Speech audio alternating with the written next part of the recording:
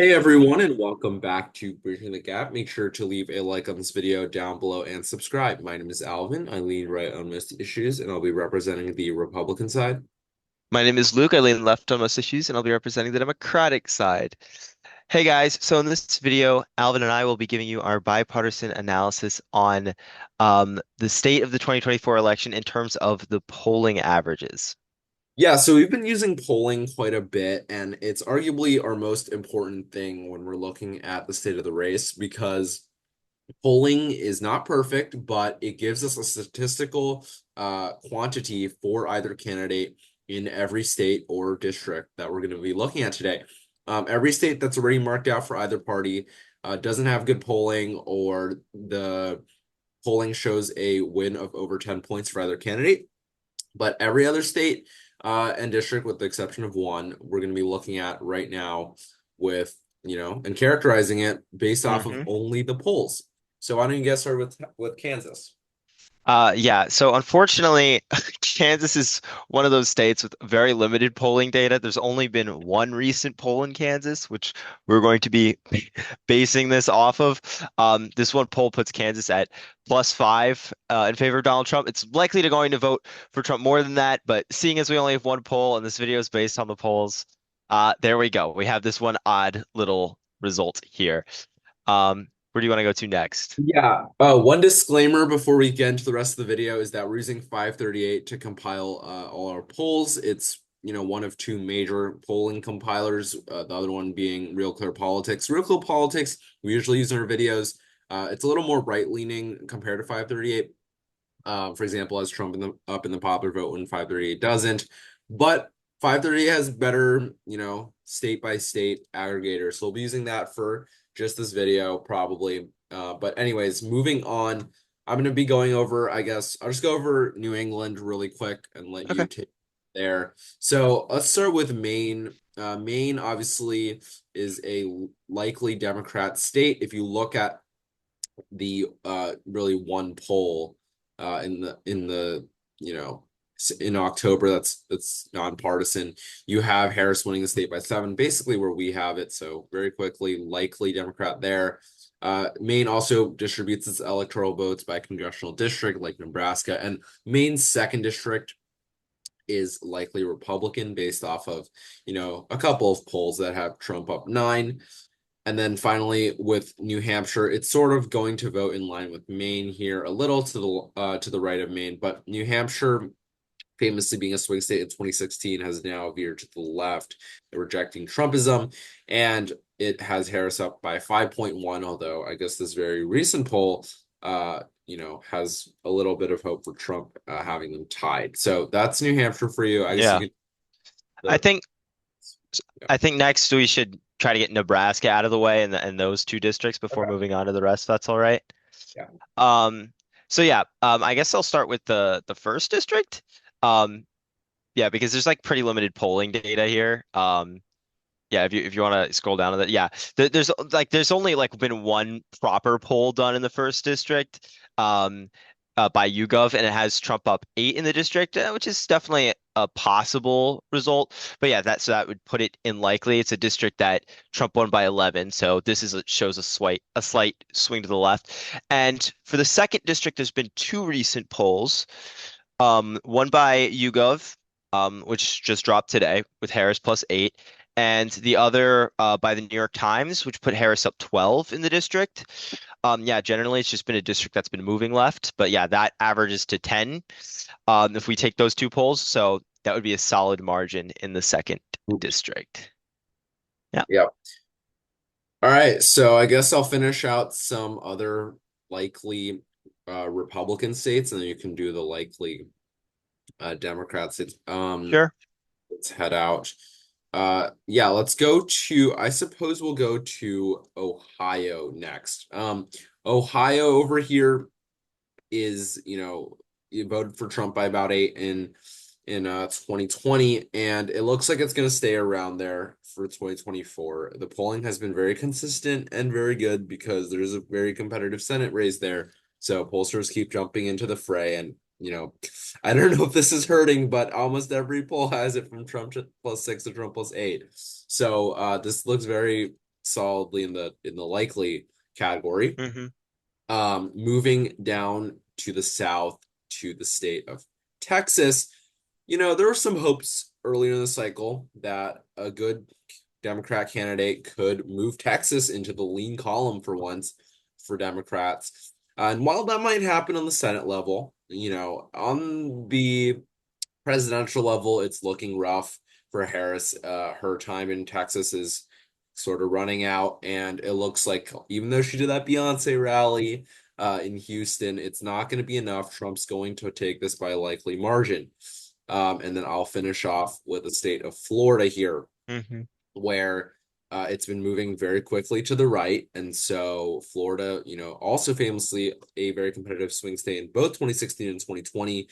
The shifts in the Hispanic population and many Republicans moving there because they favor Governor Ron DeSantis's policies is going to move the needle here quite a bit. And the general consensus here is a win for Trump by over 5 points. Whether you think that might even be in the double digits is up to you. But in terms of the polling, are +6. Yeah, I do. On just an extra note on Florida, I do find it interesting how some polls like put it now in double digits, which is, which would be a pretty massive swing, from 2020. But yeah, it's interesting to see. Anyway, I guess I'll take it with the likely Dem states. I'll start with New Mexico, I suppose.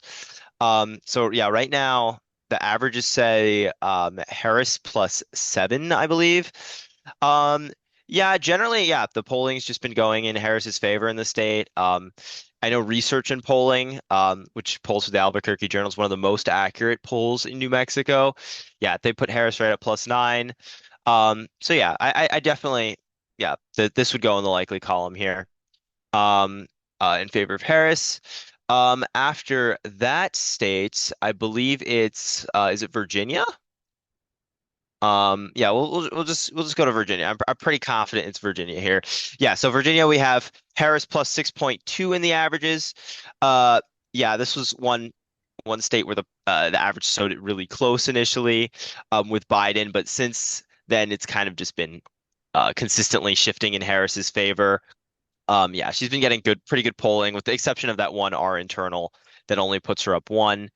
And the final likely state here is Minnesota. We just got a poll, I believe, yesterday, with Harris up 8 in the state by Survey USA. Yeah, so that's, I mean, yeah, like generally the state just seems like it's going to fall into Harris's column, especially with her choosing Tim Walz as a running mate. But yeah, she's leading by 5.9 there. Yeah, very good, quick analysis there of everything.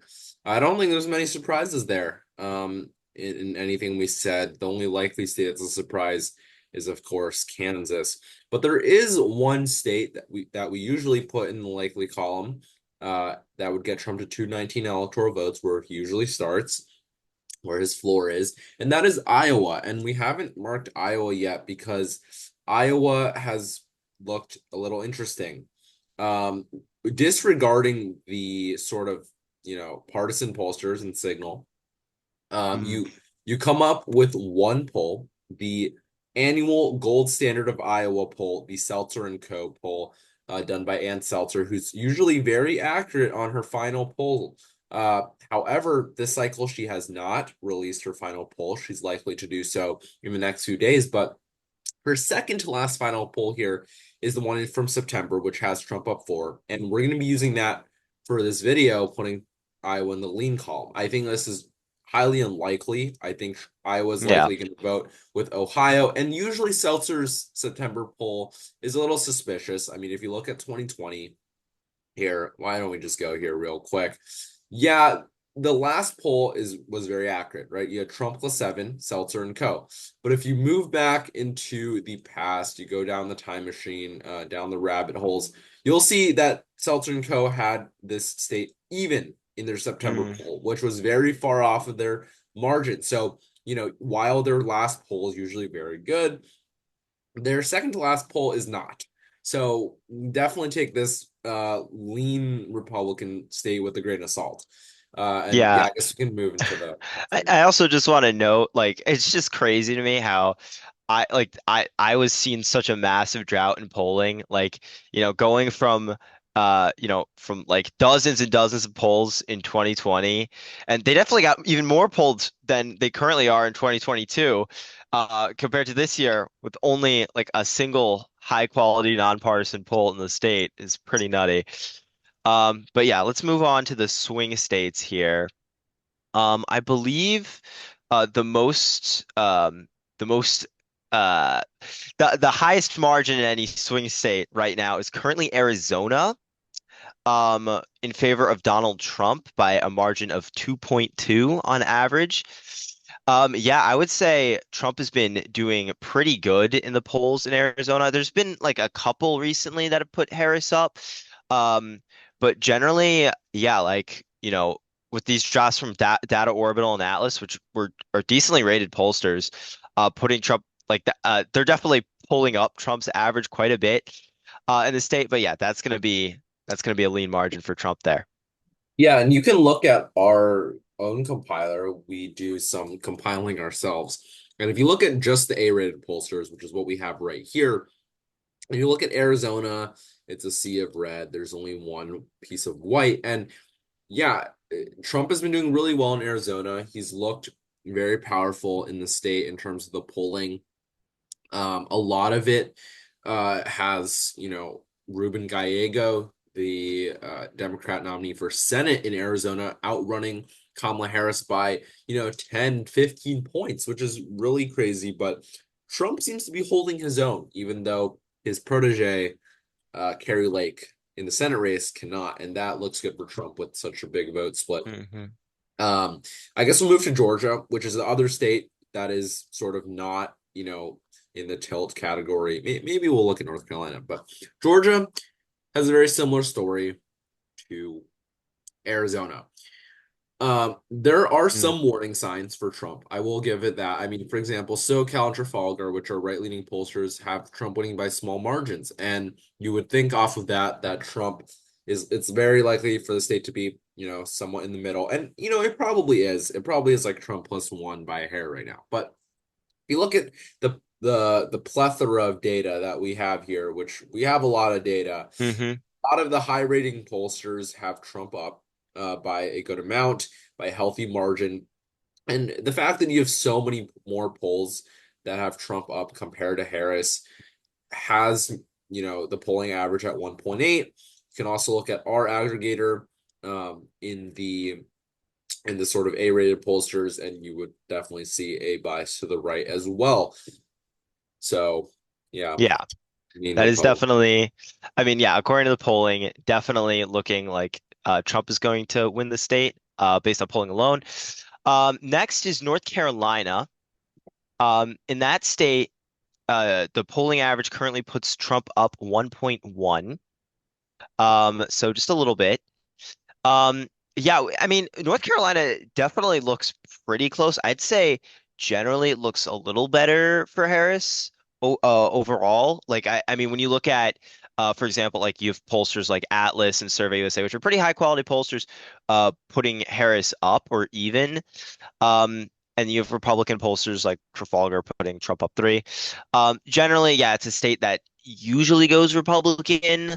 Um, but yeah, I don't know. I mean, there's definitely a realm where Harris wins this. But yeah, right now the polls suggest R+1, so it's a lean margin. Yeah, and I think here maybe we can talk about the Real Clear Politics average because, it's very in line for Arizona and Georgia and definitely for North Carolina as well. But you can also look here at the, this day in history on Real Clear Polling, which I think is very interesting. And North Carolina is a state that, was pulled off to the left. And if you look at Georgia or Arizona, for example, they were pretty accurate in terms of the polling uh, in 2020. But North Carolina was just a little bit to the left, still pretty accurate compared to the Rust Belt, which we're about to get to. But yeah, North Carolina, a tease for Democrats year in, year out. And so this definitely makes sense. I think these three states are what people are most confident, other than Michigan, which we'll get to in a second. And so with that, I'll go to Michigan here, where the average currently is Harris a hair under a point, so we're going to be putting this in tilt Democrat. Hmm. Now, Michigan is the state that I'm most confident in for Kamala Harris and you two, of course, in terms of Hmm. swing states. We've been talking about this for a while. Michigan is fundamentally the bluest of the swing states, voting for Biden by nearly 3 points in 2020, which is very significant for a swing state. It's also been turning to the left in midterm years, such as 2022, where even though there was a red ripple throughout the country, there was a blue wave localized in the state headed by Gretchen Whitmer, the governor. And there's a lot of things to back that up. But in terms of the polling here, some of the polls are a little suspicious. I will give it that. For example, you have the Susquehanna polling, Hmm. which, only 400, very small sample size. And then it's really, it was the only extreme pollster here in the state until CNN, of course, dropped this Harris +5 that mirrored that. I think both of these results are highly unlikely. I think we're much more likely to see a result from Trump +1 to Harris +3 in the state, sort of, ping-ponging between the 2016 and 2020 result. I think it'll be somewhere in between that. But just looking off the polls, there's signs of hope for either side, I suppose, because if Yeah. on the side, you can look at Atlas, which was very, very good in 2020, and then you have Emerson, of course. But then on the Harris side, you can sort of look at even right-leaning pollsters putting her up. You have CNN and Susquehanna that put her up. So yeah. Yeah, yeah. I'd say, yeah, the polling of the swing states in Michigan doesn't look quite as bad as the other ones for Harris. And yeah, like I think there's a decent constituency of polls that do have Harris of a decent margin. Like I'd say like the Michigan polls are kind of split between like maybe two-thirds of them are like exactly 50-50, but the other third shows Harris doing like a little better, maybe winning by like four or five. But anyway, we'll go to our next closest state here in the averages. And the next is Wisconsin here. Harris is currently leading the polling average by zero point 0.7. So again, really, really close, but that tilts in her favor. Yeah, like I mean, there's been an array of pollsters here. I mean, like I'm just looking right at the top. SoCal Strategies, the Republican internal, putting it even is probably a good sign for Harris. Uh, but again, it is always worrying when you look at polling in Wisconsin. While polling in Wisconsin was good in 2018 and 2022, it was atrocious in 2016 and 2020, those last two presidential years. So there's like a bit of a fear that, oh, um, maybe the polls are again like super off in favor of Harris, while meanwhile the state's actually going to support Trump by a decent margin. But yeah, at least right now it suggests it's close. Conventional wisdom says it's going to be close. So I mean that's a good sign at least for the pollsters' accuracy this year in the state, but we'll see. Yeah, the state is the most white and working class out of actually all the swing states. Yeah. And so a lot of them, there was a sort of the possibility of a hidden Trump voter because it's very hard to reach some of these people that are white working class. They sort of are low propensity. They only turn out in these presidential years to vote for Donald Trump, I guess now for the third time. And they don't really vote in midterms, for example. Very difficult to track these people. And so, yeah, I think this time pollsters are probably doing better because they're overcorrecting for 2020. But maybe that's going to be to the detriment of Trump. But I do think some of these pollsters are a little ridiculous when they come out with these Harris +6s. I thought CNN was actually a pretty good pollster throughout the cycle. They were, releasing things sort of in the middle of everything. But now, sort of coming out with these bad Michigan and Wisconsin polls. When will they learn from their past mistakes? There's no way that Harris wins Wisconsin by 6, but then in their other polls, and for example, Arizona, she only wins it by 1 or something. It's just very difficult to see. Hmm. Marquette also dropped very recently, so that's cool. They're sort of known as the gold standard in Wisconsin sometimes, not in 2020. We can actually look at 2020 if you go back to the last Oh yeah. cycle, and you can see it, looked very close at the beginning of the year, but something happened called COVID, and then the riots in Kenosha, Wisconsin, and et cetera. A Hmm. lot of things happened. But eventually you ended up with a D plus 8.4 for Biden. He ended up carrying the state by under a point. And if you look at these polls, there's some of them, like Survey Monkey, had to go out of business after dropping this Biden plus 10. Some of these other pollsters are still around, like Atlas Intel, which was, one of the closest ones, for example, that we just looked at that has Trump up one Hmm. now in the state. And if you look at the rest of these, there were a lot of ridiculous polls that, I was personally clowning back in the day when I looked at all these, infamously the ABC News Biden plus 17 poll, infamously the New York Times Siena Biden plus 11 poll here, which, these were crazy results, but hopefully they've learned now in 2024 that this looks a little more reasonable. So Yep. anyway, we'll go over to Pennsylvania now. Do you want to take PA? Sure, I can take Pennsylvania. Pennsylvania, Sure. usually is in the middle of the Rust Belt states. Usually it's going to vote with either Wisconsin or Michigan or all three. Because we've talked about this before, but it's been in the middle of Wisconsin, Michigan in terms of the margins that either candidate has won these states in 2016 or 2020. But in this cycle, Pennsylvania has been consistently polling to the right of Wisconsin and to the left of Michigan, to the right of Michigan, but although not always actually. So it's been seen as the most right-leaning in this cycle in the polling specifically, even though it's somewhat hard to believe. I now think Wisconsin and Pennsylvania are sort of in the middle, sort of aligned with each other. But it's obviously also in the Rust Belt, but it has more of a minority population because it has centers such as Philadelphia and it has centers like Pittsburgh.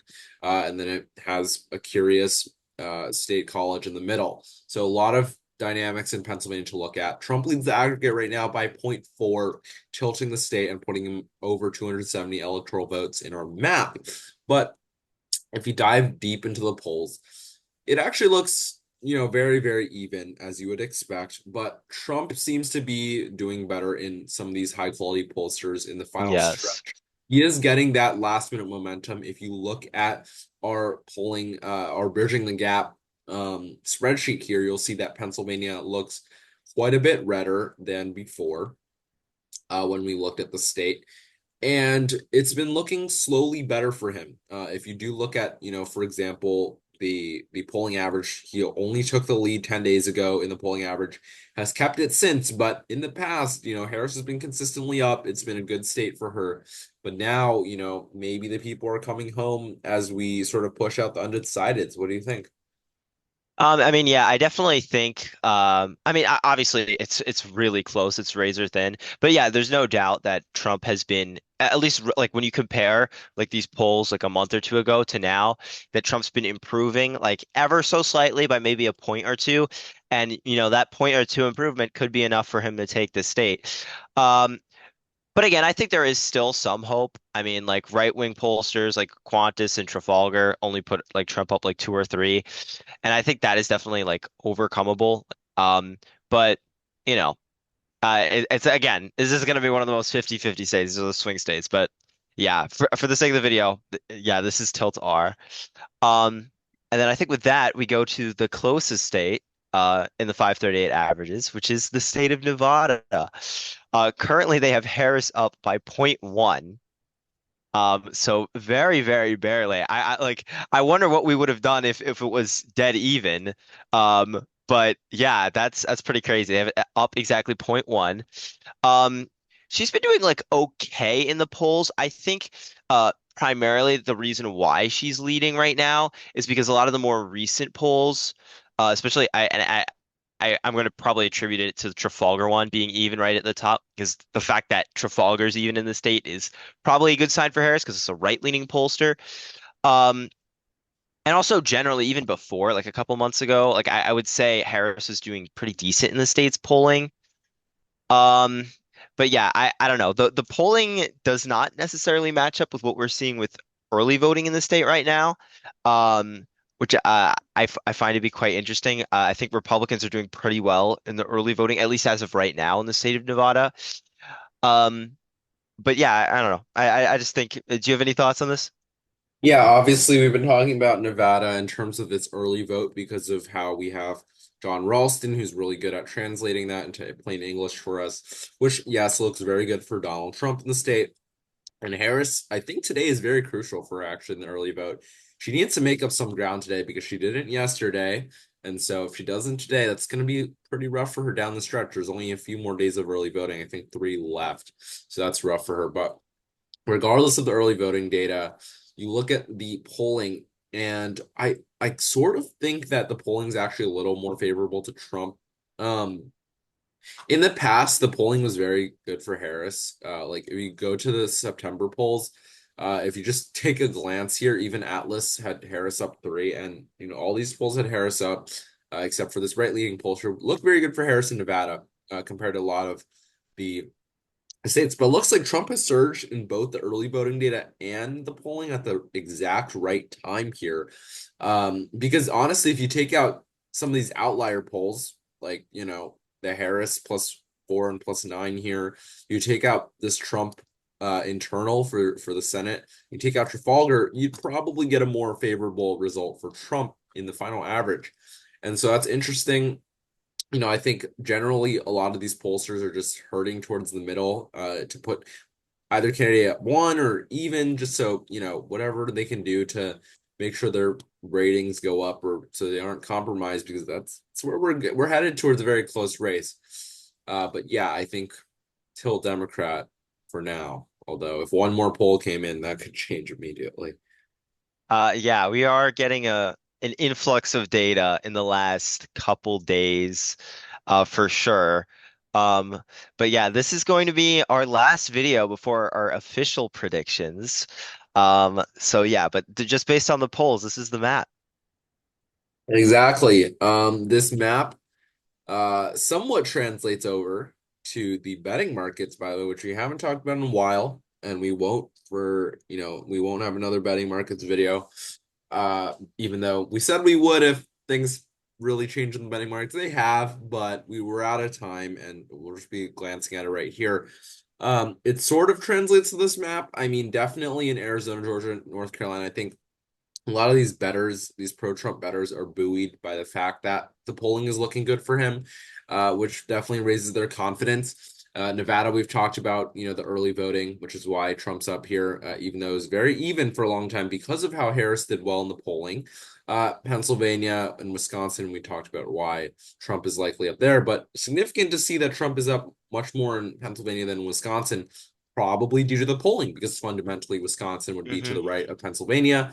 And finally, Michigan, which is dead even right now. And we've talked about why it's the best state for Harris on many levels among the swing states, and definitely in the polling as well, where she is doing the best there. So very interesting. And I guess we could probably end it out there. Hmm. The national popular vote has Trump up zero point 0.4, Real Clear Politics, and it has Kamala Harris up 1.4 over on 538. So maybe you think it's somewhere in the middle. I don't know.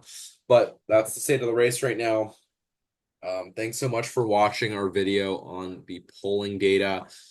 And, we'll be releasing our predictions next video. So we're gonna drop this video on Halloween, where there's gonna be probably a little more polling data. So this is already gonna be outdated. But our schedule is going to be dropping a prediction video on the gubernatorial races, the House races, the Senate races, and the presidency on November 1st through the 4th. So definitely stay tuned for that. Yep. Um, yeah, so leave a like on this video down below. Comment down below what you think of the state of the polling. Is it still underestimating Trump? Is it underestimating Harris? I don't know. Subscribe to the channel down below for our predictions, and ring the bell and share the video with your family and friends. Thanks for watching. See you guys.